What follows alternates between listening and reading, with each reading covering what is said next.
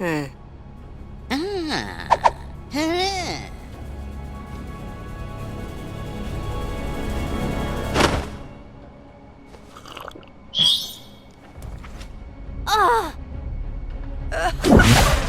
Huh. Ah! Huh? Huh?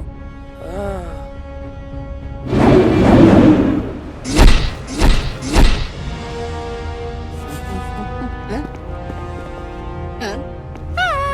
Uh-uh. Huh? Huh?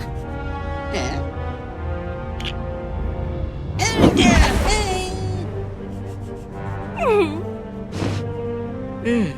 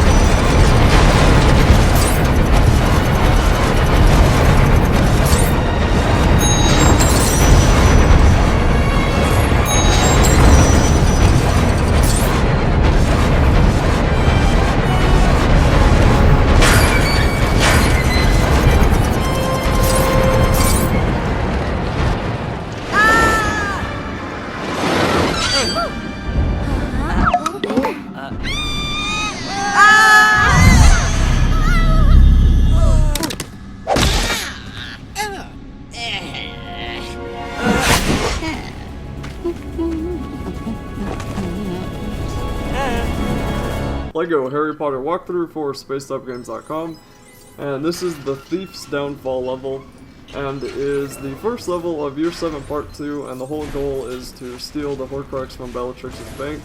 And the first thing you need to do is that kind of cart scene in the first part of this level that I didn't bother talking over because I thought it was way too straightforward and there really wasn't much to say. And for the second part, you need to make this bowl and put the key on the bowl, which you do by getting that hammer over near the top there. And then you can ride the bowl to the spot that it tells you to, and that will let you ring the bell, which will make the dragon think he's gonna get slashed and whipped and cut again, or whatever else they did to him down in the vaults. So then you can walk directly into Bellatrix's vault itself right after that.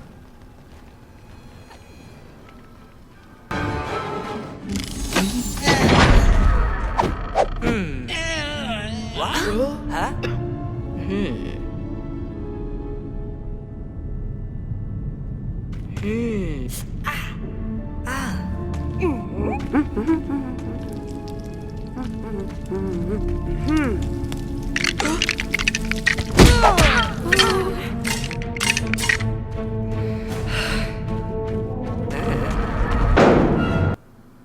Well, Bellatrix's vault is protected by that multiplication charm, or whatever the charm is called, where if you touch the thing then it'll multiply into a bunch of the same copies. And in the book, the pieces were these sweltering hot pieces of metal and gold and whatever else it was that you touched, but in the movie for some reason it wasn't. It was just drowning and burying. But because of the way that the movie decided to do it, you have to use the pieces that multiply to make kind of a mound that you can walk up to get the goblet up in the top there, which is the Horcrux of Voldemort. And the first thing to do will be to make this snake sneeze by tickling it with that bird's feather in the left of the room here.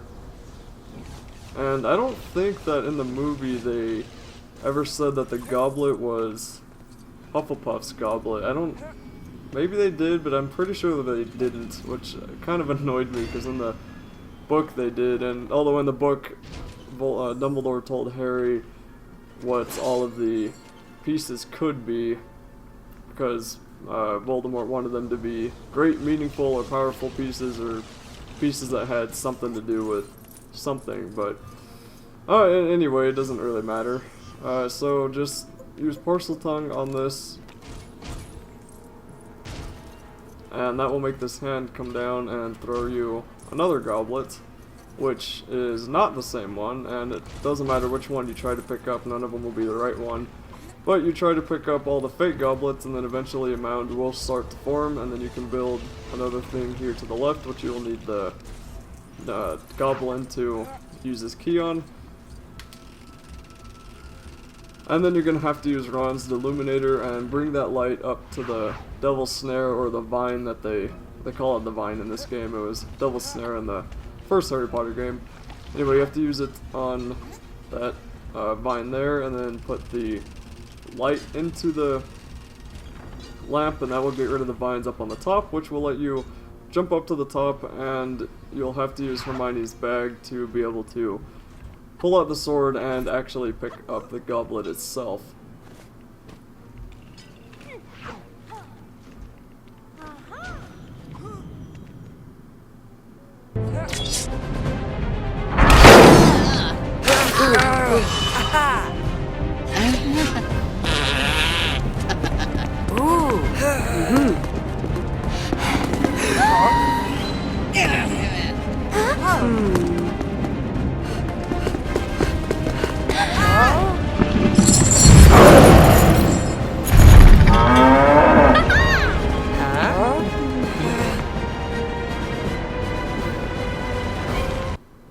Here you have to free the dragon because, of course, the goblin betrayed you and is trying to get you killed just because he wanted the goblin-made sword of Godric Gryffindor.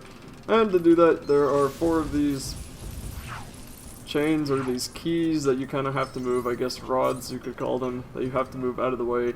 And the first thing you're going to want to do is get the light from Ron's Illuminator over to the right, and that just saves a bunch of steps in a couple of seconds.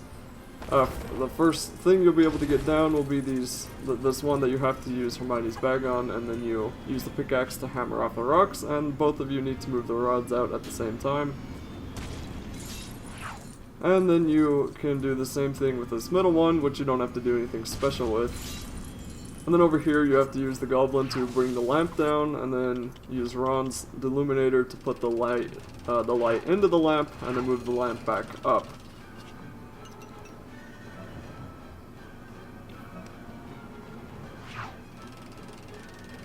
That will get rid of the vine up on this chain and will let you free that, and that will allow you to get outside on the dragon.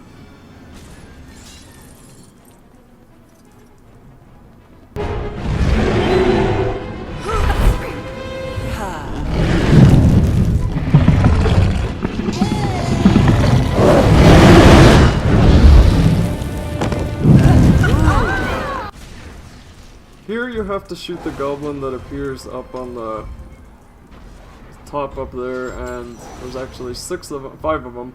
And if you're playing a co-op, one of you will be moving the dragon and the other person will just be shooting the goblins. And if you're playing a single player, you'll have to move the dragon around so you can actually see the places that the goblins are in. And sometimes, for some reason, they'll randomly come in and out, so it can be kind of annoying to find them. Especially if you're going to be playing on a not-so-good TV screen, it can be really hard to see them, but all you have to do is shoot all 5 of the goblins, and that will be it for this level.